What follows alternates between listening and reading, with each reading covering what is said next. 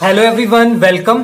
तो आज इस वीडियो में हम डिस्कस करने वाले हैं कार्बोकटाइन क्या होता है। ओके, इसके रिलेटेड जितना भी पोर्शन है, ओके, इसकी प्रॉपर्टीज हम इस वीडियो में कवर करेंगे। ओके, कैसे जनरेट होता है, इसकी हाइब्रिडेशन, इसका स्ट्रक्चर, ओके, ये कितने टाइप्स का होता है, सब कुछ हम डीपली से कवर करेंगे। ओके, अब इसके बाद जो नेक्स्ट वीडियो होगी इसके रिलेटेड हम कुछ क्वेश्चन सोल्व करेंगे विद ट्रिक के साथ। ओके, तो वो क्लास भी काफी इंपॉर्टेंट रहेगी। ओके, इस वीडियो में हम सिंपल कार्बोकटाइन का बेसिक पोर्शन देखेंगे कि कैसे कैसे होता है। ओके, कैसे कैसे जनरेट होता है, सब कुछ उसके बारे में पढ़ेंगे। तो चलिए स्टार्ट करते हैं। ओके, तो सबसे पहले देखते हैं कि कार्बोकटाइन होता क्या। ओके, तो यहां पे देखो इसकी इस वर्ड में ही इसकी डेफिनेशन है। ओके, देखो कैसे। कार्बो का मतलब क्या हुआ? कार्बन।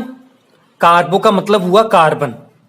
ओके, और कटाइन का मतलब क्या होता है? Positive charge. और एनाइन का मतलब क्या होता है? Negative charge. इसके बाद नेक्स्ट वीडियो होगी कार्बो एनाइन के ऊपर। ओके, तो वो हम देखेंगे। तो यहां पे देखो कटाइन का मतलब क्या होगा? Positive charge. ओके, पॉजिटिव, कटाइन का मतलब पॉजिटिव चार्ज। ओके, तो इससे पता लग रहा है कि अगर कार्बन के ऊपर पॉजिटिव चार्ज आ जाए, ओके, तो हम उसको नाम देंगे, उस कंपाउंड को नाम देंगे कि वो क्या है? कार्बोकटाइन स्पीसीज है। ओके, तो इसका सिंबल होता है सी के ऊपर पॉजिटिव चार्ज। ओके, तो ये है कार्बोकटाइन। ओके, तो अगर आप प्रॉपर डेफिनेशन लिखना चाहते हो तो लिख सकते हो। तो यहां पे लिख सकते हो आप positively charged carbon atom, carbon या simple atom. Okay, carbon atom having only 6 electrons. Okay, तो कार्बोकटाइन क्या होता है कि पॉजिटिवली चार्ज्ड कार्बन जिसके पास क्या है? सिर्फ 6 इलेक्ट्रॉन्स हो। ओके, देखो आपको पता ही कितनी केमिस्ट्री आपने पढ़ चुके हैं, ठीक है। तो यहां पे आपको पता अंदाजा होगा कि पॉजिटिव चार्ज का मतलब क्या होता है कि जिस भी एटम के ऊपर पॉजिटिव चार्ज का मतलब क्या होता है कि उसके पास इलेक्ट्रॉन की कमी है, मतलब वो इलेक्ट्रॉन डेफिशिएंट है। ओके, तो यहां पे कार्बन के ऊपर क्या है? Positive charge. वैसे तो कार्बन की वैलेंसी कितनी होती? 4 होती ना। ओके, तो अगर मान लो इसकी वैलेंसी वैसे तो 5 तो होती नहीं है, या तो 3 हो सकती, 2 हो सकती, 1 ऐसे कुछ हो सकती। ओके, बट 4 से ग्रेटर नहीं हो सकती। ओके, तो जो मैक्सिमम बॉन्ड है वो कितने बनाता है? कार्बन 4 बनाता है। ओके, पॉजिटिव चार्ज का मतलब क्या हुआ कि उसके जो वैलेंसी है 4, वो क्या हुई? डिक्रीज होगी। मतलब 4 से कम अगर वैलेंसी है तो उसके ऊपर पॉजिटिव चार्ज क्रिएट हो जाएगा। ओके, तो यहां पे लिख सकते हो ये कैसे ऑब्टेन होता है, कैसे जनरेट होता है। तो यहां पे जो इंपॉर्टेंट चीज है वो ये कि कैसे जनरेट होता है, वो चीज है आपके पास। देखो आप लिख सकते हो यहां पे obtained by heterolytic fusion of, heterolytic cleavage भी बोल सकते हो आप फ्यूजन को। Okay, cleavage of covalent bond involving carbon atoms. Okay, तो अगर हमारे पास कार्बन एटम्स हैं या कार्बन हाइड्रोजन बॉन्ड है फॉर एग्जांपल, ओके, तो अगर उस बॉन्ड में हिट्रोलिटिक क्लीवेज हो रही है तो उससे क्या बनता है? हमारे पास कार्बोकटाइन। ओके, जैसे हम एग्जांपल लेते हैं, यहां पे हमारे पास फॉर एग्जांपल CH3 और ये अटैच्ड है फॉर एग्जांपल Br के साथ। ओके, तो आपको अगर हिट्रोलिटिक क्लीवेज अगर नहीं पता, ओके, ये 2 टाइप्स की क्लीवेज होती है आपके पास। एक तो होती है होमोलिटिक क्लीवेज एंड दूसरी होती है हिट्रोलिटिक क्लीवेज। ओके, होमोलिटिक क्लीवेज में क्या होता है कि अगर हमारे पास देखो, आपको पता है कि एक बॉन्ड क्या होता है? एक बॉन्ड कैसे जनरेट होता है? 2 इलेक्ट्रॉन से। ओके, तो इस बॉन्ड में 2 इलेक्ट्रॉन्स होंगे ऐसे। ओके, और 2 इलेक्ट्रॉन उसके काफी नजदीक, उस एटम के काफी नजदीक होंगे जो ज्यादा इलेक्ट्रॉन नेगेटिव होता है। ये काफी इंपॉर्टेंट पॉइंट है। ओके, तो यहां पे देखो ये कार्बन है और ये क्या है? ब्रोमीन है। ब्रोमीन क्या होता है? हैलोजन है, और हैलोजन क्या होता है? इलेक्ट्रॉन नेगेटिव होते हैं। ओके, तो अगर देखा जाए तो अगर ये इन दोनों के बीच में ये बॉन्ड है, कार्बन और ब्रोमीन के बीच में, ओके, तो इस बॉन्ड में 2 इलेक्ट्रॉन्स हैं। ओके, तो ये जो 2 इलेक्ट्रॉन्स होंगे वो क्या होंगे? हैलोजन के काफी क्लोज होंगे, क्योंकि ये इलेक्ट्रॉन नेगेटिव है। ओके, इलेक्ट्रॉन नेगेटिव को क्या चाहिए? इलेक्ट्रॉन्स चाहिए। तो इलेक्ट्रॉन्स क्या है? किसके नजदीक होंगे? कार्बन के नजदीक होंगे कि ब्रोमीन के? ब्रोमीन के होंगे, क्योंकि वो इलेक्ट्रो नेगेटिव है। ओके, तो यहां पे होमोलिटिक का मतलब होता है कि अगर ये बॉन्ड ब्रेक होगा, अगर ये क्लीवेज होगी, तो इस बॉन्ड में जो 2 इलेक्ट्रॉन्स हैं, एक इलेक्ट्रॉन इस स्पीसीज के पास जाएगा, ओके, इस ग्रुप के पास जाएगा, और दूसरा जो एटम होगा वो दूसरे स्पीसीज या दूसरे ग्रुप या एटम के पास जाएगा। ओके, मतलब बराबर में क्या होगी, क्लीवेज होगी। ऐसे एक इलेक्ट्रॉन इसके पास जाएगा और एक इलेक्ट्रॉन इसके पास जाएगा। ओके, वैसे भी ये जो बॉन्ड था कैसे बना होगा कि इसका जो एक इलेक्ट्रॉन है और इसका जो एक इलेक्ट्रॉन है, ओके, इन्होंने आपस में शेयरिंग की होगी, तो शेयरिंग से कोवलेंट बॉन्ड बन गया। ओके, तो जब क्लीवेज होगी तो इसका जो एक इलेक्ट्रॉन था वो इसके पास चला जाएगा। ओके, और जो इसका इलेक्ट्रॉन था वो उसके पास चला जाएगा होमोलिटिक क्लीवेज में।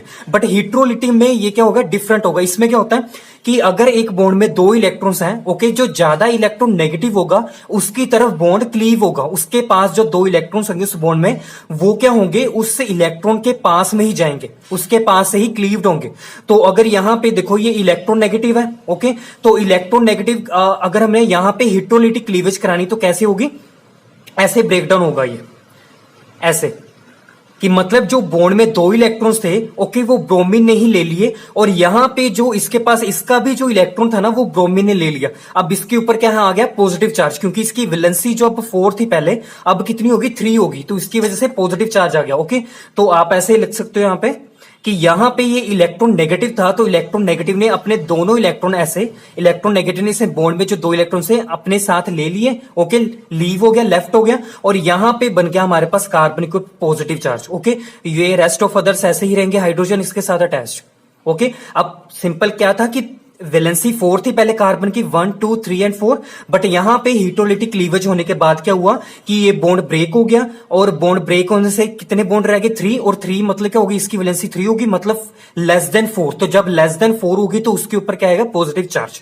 ओके, तो यहां पे ये क्या हमारे पास कार्बोकटाइन, ये क्या है, कार्बोकटाइन। ओके, प्लस हमारे पास Br नेगेटिव हो जाएगा, Br नेगेटिव।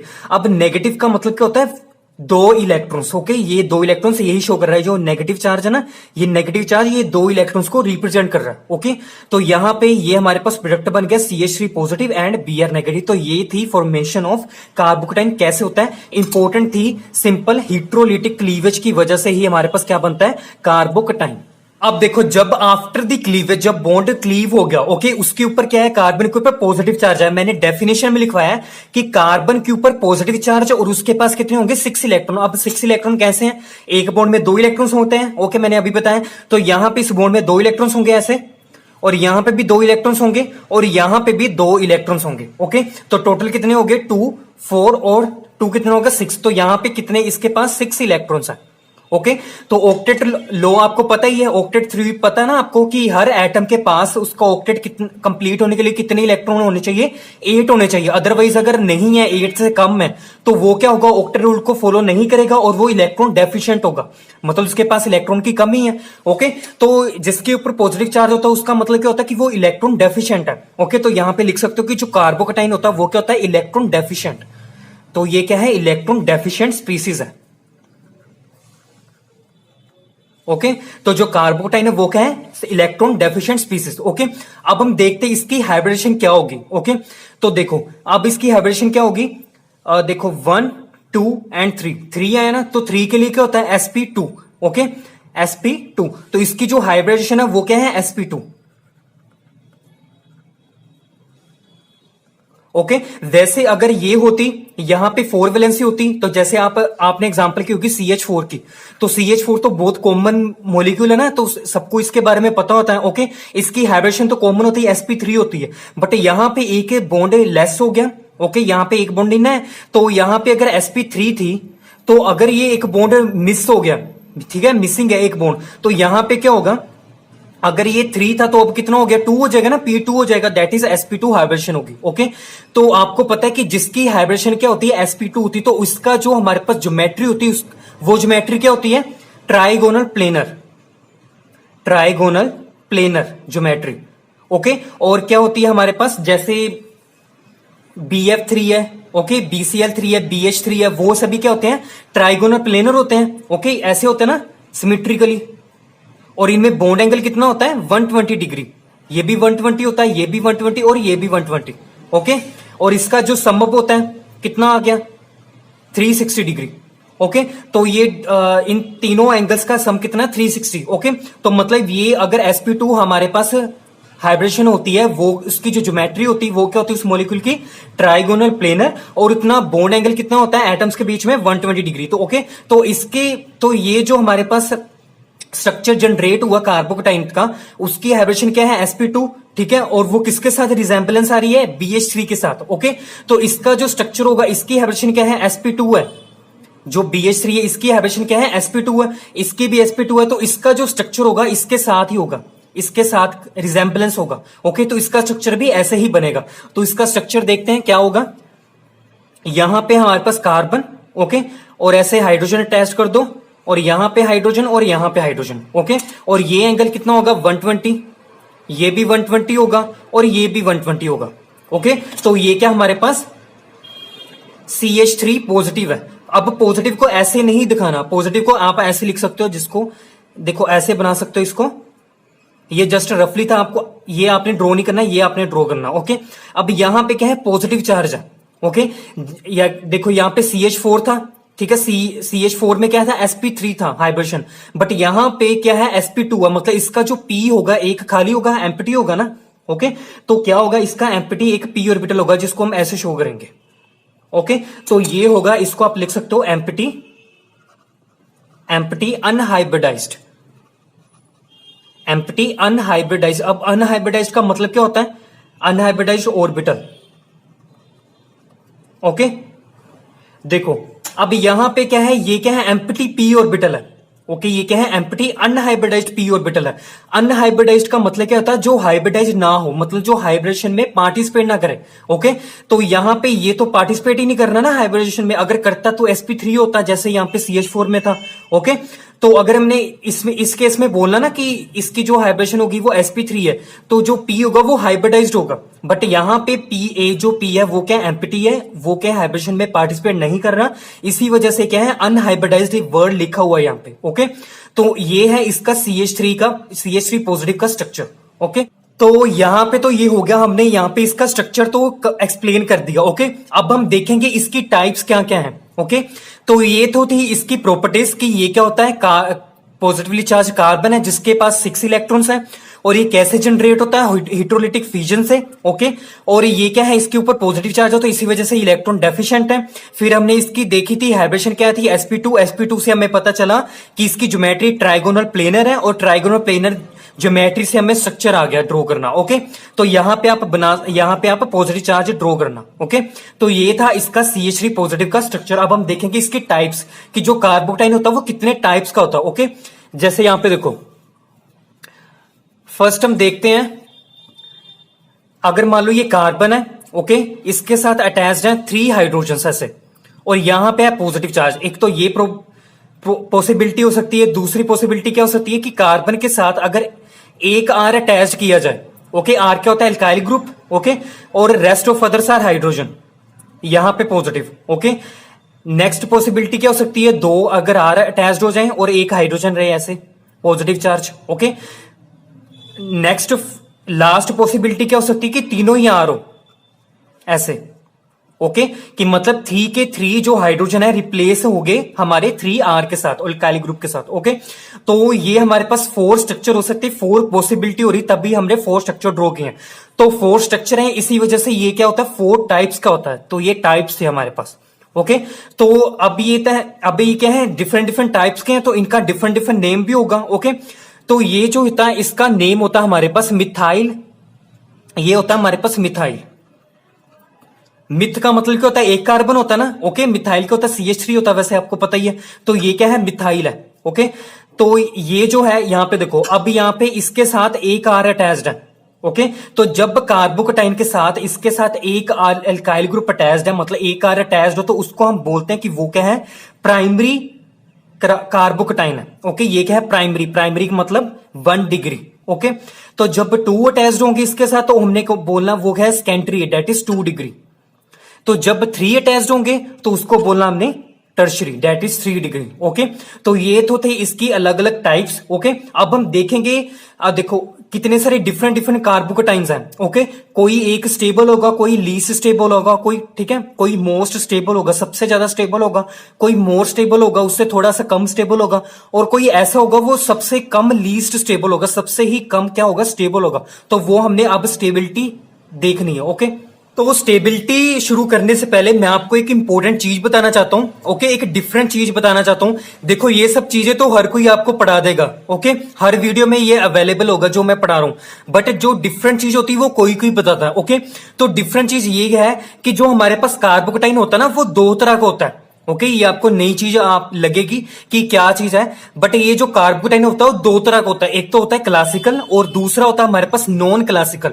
ये जो हम डिस्कस कर रहे हैं ना, जो आपके सिलेबस में है, वो है क्लासिकल। Okay, classical carbocation.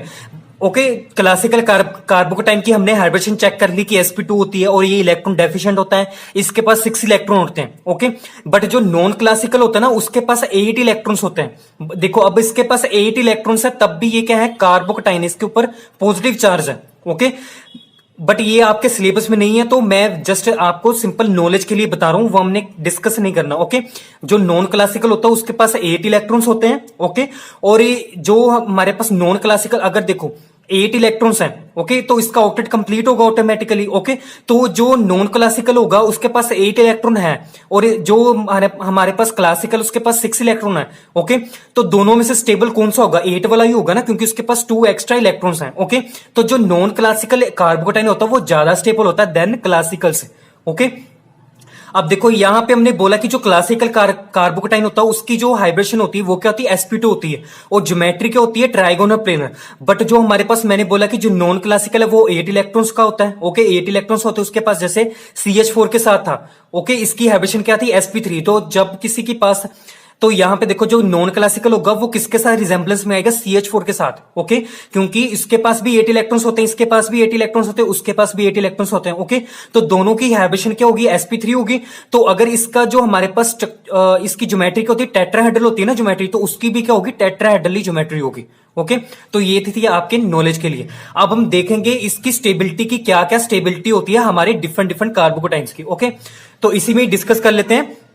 देखो, यहां पे स्टेबिलिटी का मतलब है, देखो स्टेबिलिटी आपको पता कैसे आती है कि जब कोई मॉलिक्यूल न्यूट्रल होता है। ओके, कि स्टेबिलिटी का मतलब होता है कि जैसे आपको पता है कि पी ब्लॉक में आपने 18 ग्रुप किया होगा, 18 ग्रुप कौन सा होता है, नोबल गैसेस का। ओके, तो नोबल गैसेस किसी के साथ रिएक्ट नहीं करती जल्दी, क्यों नहीं करती, क्योंकि उसका जो ऑक्टेट होता है वो कंप्लीटली फुली फील्ड होता है।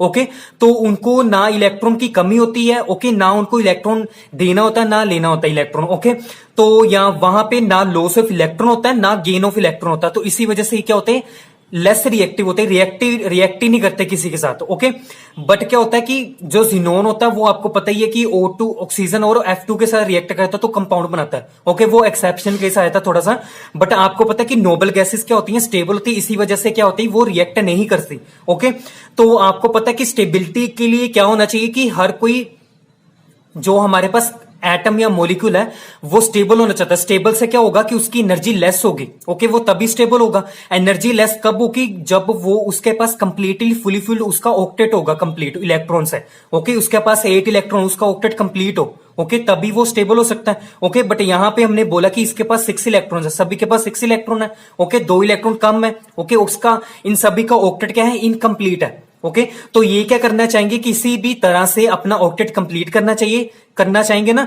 तो इसी वजह से इनकी एनर्जी क्या हाई है, तो इसी वजह से क्या है, वेरी रिएक्टिव। तो यहां पे आप एक वर्ड लिख सकते हो, वेरी रिएक्टिव स्पीसीज।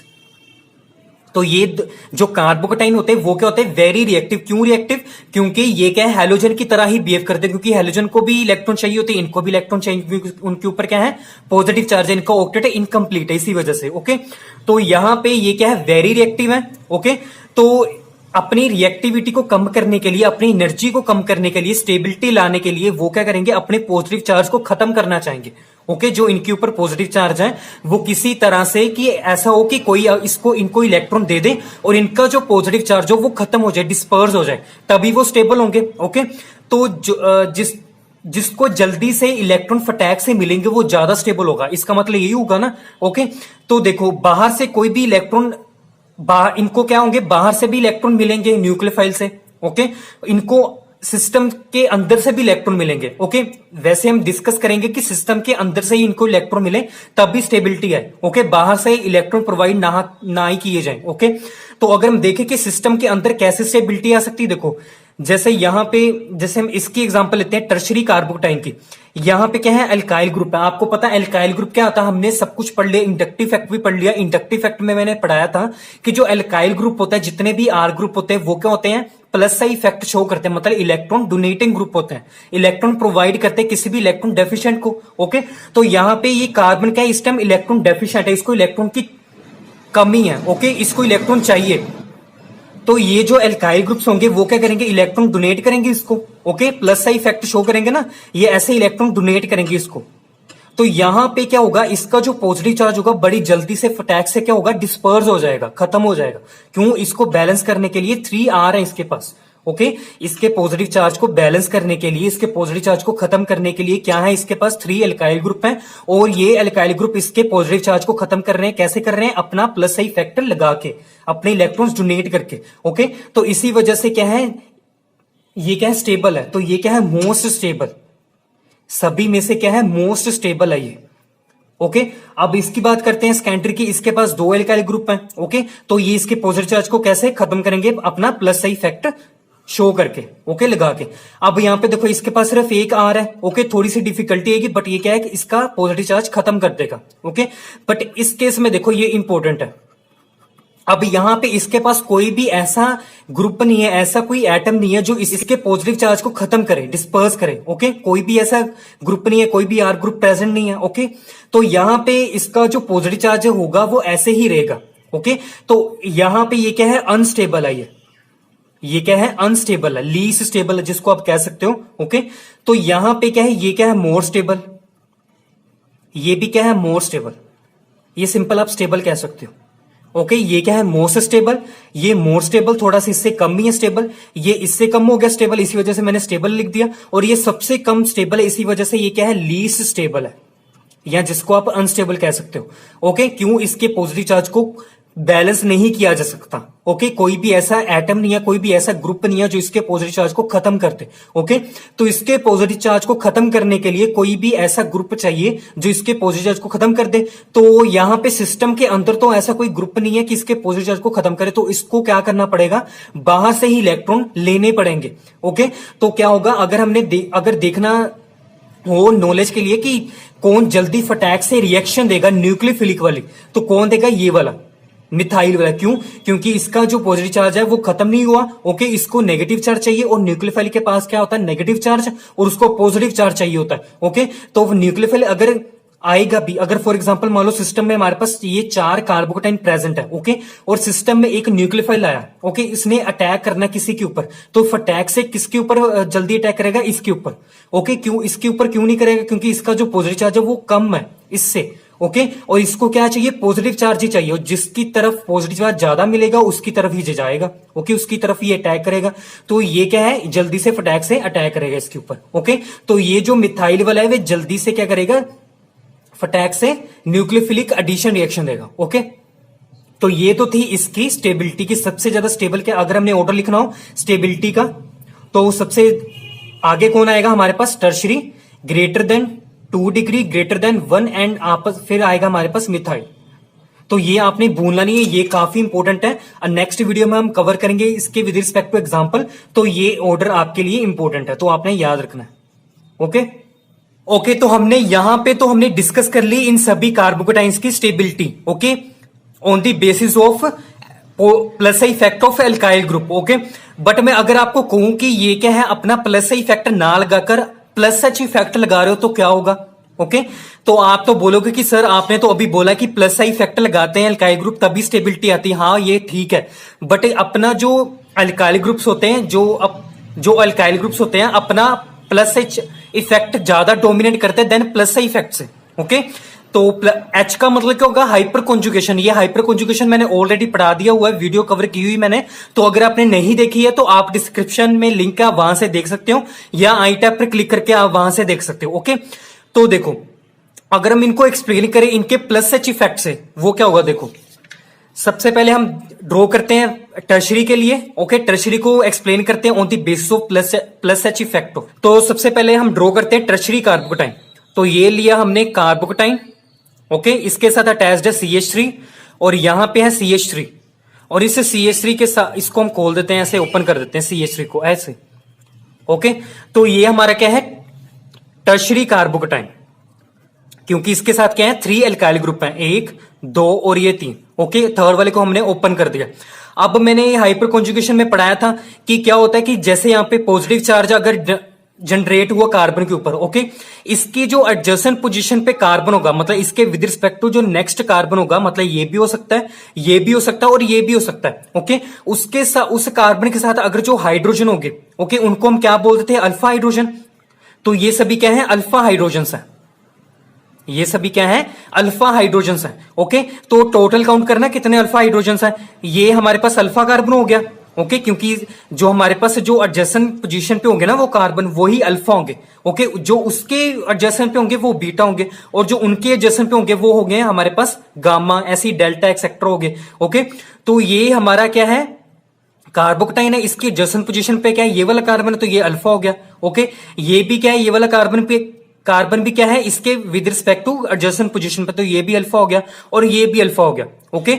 तो 3 हमारे पास अल्फा कार्बन है और इनके क्या है, इनके साथ जो अटैच्ड होंगे वो क्या होंगे, अल्फा हाइड्रोजन होंगे। तो टोटल कितने अल्फा हाइड्रोजन हैं, 3 + 3 + 3 कितने होंगे, टोटल 9 अल्फा हाइड्रोजन है। तो मैंने ये भी बोला था वीडियो में हाइपर कॉन्जुगेशन में कि जितने ज्यादा हमारे पास अल्फा हाइड्रोजन होते हैं उतने ज्यादा रेजोनेंस स्ट्रक्चर बनते हैं और जितने ज्यादा रेजोनेंस स्ट्रक्चर होते हैं उतनी ज्यादा मॉलिक्यूल में स्टेबिलिटी आती है, मैंने बोला था, ओके।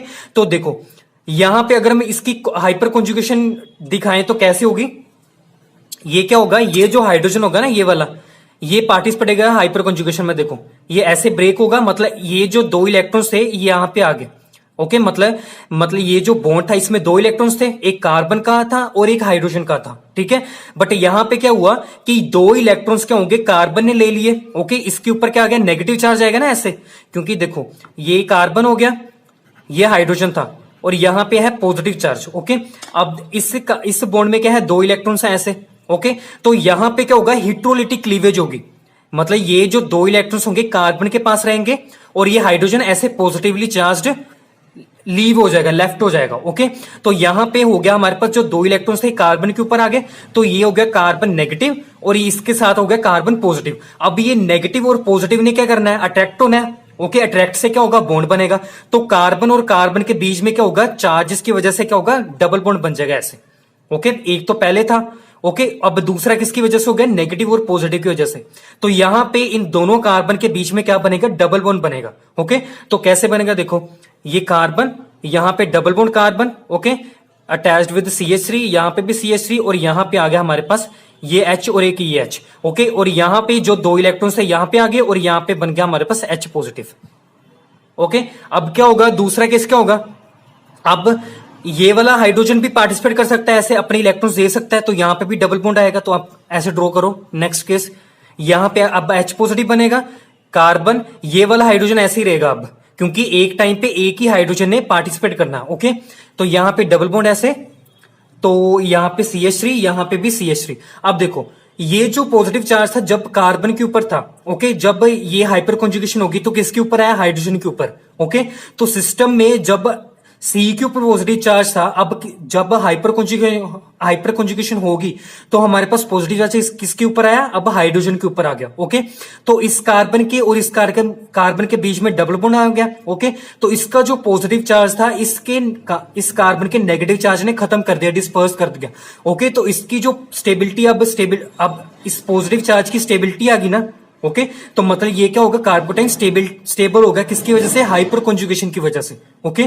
तो नेक्स्ट टाइम में क्या होगा, इन दोनों ने पार्टिसिपेट कर लिया, इसने पार्टिसिपेट किया तो ये बन गया, इसने पार्टिसिपेट किया तो ये बन गया। अब थर्ड केस क्या हो सकता है कि ये वाला हाइड्रोजन ऐसे अपने इलेक्ट्रॉन दे तो यहां पे डबल बॉन्ड बन जाए, तो क्या होगा हमारे पास नेक्स्ट, ये कार्बन ऐसे, सॉरी यहां पे पॉजिटिव चार्ज और ये हाइड्रोजन ऐसे, double bond CH3 and CH3 ऐसे, ओके तो यहां पे क्या केस बना, हमारे पास 3 रेजोनेंस स्ट्रक्चर बन गई। ओके किसकी वजह से, सिर्फ एक ही CH3 की वजह से। बट यहां पे तो सिस्टम में कितने हमारे पास हाइड्रोजन है, 9 अल्फा हाइड्रोजन है। बट यहां पे किसकी कितने, 3 अल्फा हाइड्रोजन है, 1 2 एंड 3। बाकी 6 अभी बाकी है ना, 6 अभी बाकी है। तो यहां पे टोटल कितने रेजोनेंस स्ट्रक्चर बनेंगे, 6 और ऐड होंगे। ओके तो कितने सारे रेजोनेंस स्ट्रक्चर बनेंगे। ओके तो टर्शरी के लिए बहुत सारे रेजोनेंस स्ट्रक्चर होंगे, कितनी सारी हाइपर कंजुगेशन होगी। तो इसी वजह से क्या है, टर्शरी क्या है, ज्यादा स्टेबल है। ओके तो अगर मैं देखूं सेकेंडरी के लिए, सेकेंडरी का हम ड्रॉ करते हैं, जैसे यहां पे पॉजिटिव चार्ज CH3, यहां पे हाइड्रोजन और यहां पे CH3। ओके अब देखो यहां पे अल्फा हाइड्रोजन काउंट कर लो, ये अल्फा कार्बन, ये अल्फा कार्बन। अब ये तो अल्फा कार्बन नहीं है, ये तो हाइड्रोजन है। ओके अब यहां पे ये क्या है, ये क्या है, अल्फा हाइड्रोजन है ये भी। ओके तो यहां पे मैंने बोल दिया कि ये अल्फा हाइड्रोजन है। वैसे आपके मुताबिक सही होगा कि नहीं होगा, ये गलत है। क्यों गलत है, क्योंकि अल्फा हाइड्रोजन तभी होगा ना अगर अल्फा कार्बन होगा। बट यहां पे तो अल्फा कार्बन नहीं है, तो हम इसको अल्फा हाइड्रोजन नहीं कहेंगे। ओके तो इस सिस्टम में हमारे पास टोटल अल्फा हाइड्रोजन कितने, 6 है। 3 ये हो गए और ये 3 हो गए। ओके तो यहां पे 6 अल्फा हाइड्रोजन है। ओके तो क्या होगा, पहले ये पार्टिसिपेट करेगा, फिर ये करेगा, फिर ये करेगा। ओके तो 3 इसके लिए बन जाएंगे और 3 इसके लिए बन जाएंगे। तो टोटल हमारे पास कितने बनेंगे, अदर 6 रेजोनेंस स्ट्रक्चर बनेंगे। ओके तो इससे तो कम ही होंगे, टर्शरी से तो कम ही होंगे ना सेकेंडरी के स्ट्रक्चर। ओके तो इसी वजह से क्या होगा, सेकेंडरी क्या है, लेस स्टेबल है देन टर्शरी से। ओके अगर हम केस लेते प्राइमरी का, ये अगर यहां पे CH3 सॉरी यहां पे ना हाइड्रोजन ले लो, यहां पे हाइड्रोजन, यहां पे पॉजिटिव चार्ज और यहां पे CH3, क्योंकि एक ही है अब मिथाइल ग्रुप होगा ना यहां पे। ओके तो इसके पास कितने अल्फा कार्बन है, सिर्फ एक है। और कितने अल्फा हाइड्रोजन है, सिर्फ कितने हैं, 3 है। तो यहां पे सिर्फ 3 हमारे पास क्या बनेंगे, रेजोनेंस स्ट्रक्चर। ओके तो ये क्या होंगे, इससे भी कम होंगे, सेकेंडरी से भी कम होंगे। इसलिए क्या होगा, primary carbocation less stable than secondary as well as tertiary carbocation. Okay क्योंकि रेजोनेंस स्ट्रक्चर क्या है, कम बनेंगे। ओके तो अगर मैं मिथाइल की कंडीशन लूं, ये मिथाइल लिया हमने, तो यहां पे तो आपको पता कोई भी एक्स्ट्रा कार्बन नहीं है। अगर एक्स्ट्रा कार्बन मतलब कोई भी अल्फा कार्बन नहीं है, अल्फा कार्बन नहीं है तो अल्फा हाइड्रोजन नहीं है। तो यहां पे नो अल्फा हाइड्रोजन। ओके तो कोई भी अल्फा हाइड्रोजन नहीं है, तो ये इसी वजह से क्या है, ये क्या है, हाइपर कंजुगेशन में इन्वॉल्व नहीं होगा।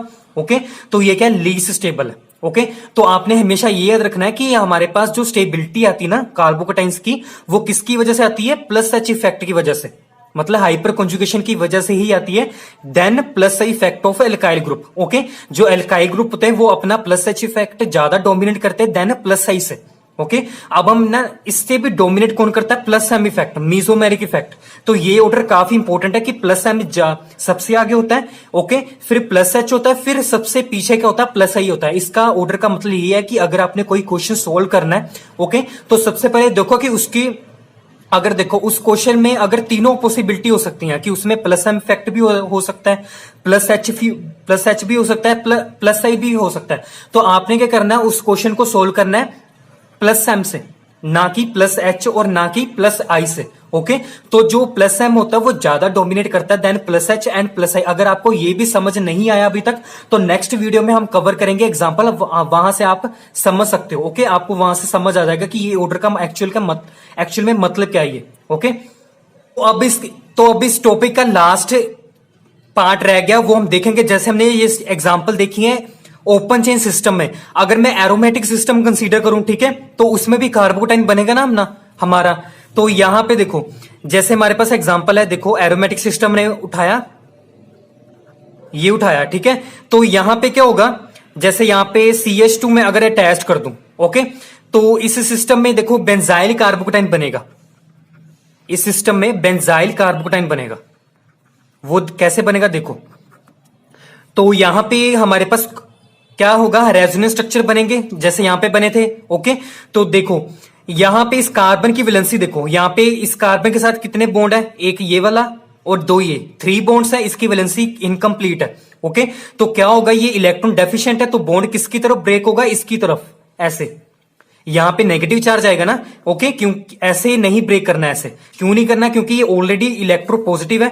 तो अगर यहाँ पे ऐसे ब्रेक करोगे तो यहाँ पे नेगेटिव चार्ज आएगा और यहाँ पे पॉजिटिव चार्ज आएगा। तो यहाँ पे पॉजिटिव और यहाँ पे पॉजिटिव आपस में रिपल्शन होगी, तो इसी वजह से और ज्यादा अनस्टेबिलिटी आएगी, ओके। तो हमने अनस्टेबिलिटी तो प्रोवाइड नहीं करनी सिस्टम में, तो रेजोनेंस क्या करता है, स्टेबिलिटी प्रोवाइड करता है ना। तो इसी वजह से क्या होगा, बॉन्ड ऐसे ब्रेक करेगा, ऐसे पाई बॉन्ड, ओके। यहां पे आएगा नेगेटिव चार्ज और यहां पे आएगा पॉजिटिव चार्ज, ओके। तो ये स्टेबल हो जाएगा, इसके ऊपर जो इलेक्ट्रॉन डेफिशिएंसी होगी, तो ये होगा ऐसे। यहां पे आएगा पॉजिटिव चार्ज, ओके, और ये होगा यहां पे नेगेटिव और यहां पे पॉजिटिव, क्या होगा, डबल बॉन्ड बन जाएगा इनके बीच में। तो ये बन गया हमारे पास, ये डबल बॉन्ड ऐसे रहेंगे, ओके। तो नेक्स्ट टाइम में क्या होगा, ये बॉन्ड ऐसे ब्रेक करेगा, नेक्स्ट टाइम क्या, ये बॉन्ड ऐसे ब्रेक करेगा, ऐसे, मतलब ये पाई बॉन्ड ऐसे आएगा, ओके। तो क्या होगा, ये जो हमारे पास पॉजिटिव चार्ज खत्म हो जाएगा और पॉजिटिव चार्ज कहां पे आएगा, एंड पोजीशन पे, ऐसे। यहां पे आएगा पॉजिटिव चार्ज और ये डबल बॉन्ड ऐसे और ये ऐसे और ये double bond CH2, okay. Next time में क्या होगा, ये बॉन्ड ऐसे ब्रेक होगा और यहां पे इसके एंड पे पॉजिटिव चार्ज जनरेट होगा, ऐसे। और यहां पे हमारे पास डबल बॉन्ड ऐसे और ये ऐसे और ये ऐसे, और यहां पे आ गया पॉजिटिव चार्ज। नेक्स्ट टाइम में क्या होगा, ये ऐसे ब्रेक होगा, ओके। अब इसके ऊपर पॉजिटिव चार्ज आएगा, ऐसे। आई होप आपको समझ आ रहा होगा। ये सिंपल क्या है, सिंपल कॉन्जुगेशन ही हो रही है, रेजोनेंस स्ट्रक्चर ही बन रही है, आपको पता ही है कैसे होना, ठीक है। तो ये ऐसे बन गया और यहां पे आ गया CH2, यहां पे पॉजिटिव चार्ज, ओके। तो ये बन गया हमारे पास रेजोनेंस स्ट्रक्चर, ओके। तो कितने सारे रेजोनेंस स्ट्रक्चर बने ना, तो जितने ज्यादा रेजोनेंस स्ट्रक्चर बनेगी उतनी ज्यादा स्टेबिलिटी आएगी।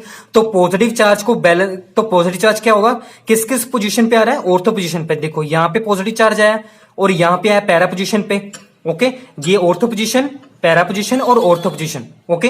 तो यहां पे हमारे पास क्या होगा, रेजोनेंस स्ट्रक्चर बन गए, जितने ज्यादा मैक्सिमम रेजोनेंस स्ट्रक्चर बनेंगे आपको पता उतनी ज्यादा स्टेबिलिटी आएगी, ओके। इस वीडियो में बस इतना ही, मेरे फोन की स्पेस थोड़ी सी कम है, इसी वजह से ना थोड़ा सा पार्ट रहेगा, वो हम नेक्स्ट वीडियो में कवर कर लेंगे, ओके। तो इस वीडियो में बस इतना ही। आई होप ये वीडियो आपको काफी हेल्पफुल रही होगी। तो ऐसे ही वीडियोस के लिए प्लीज चैनल को सब्सक्राइब जरूर करें and thank you for watching.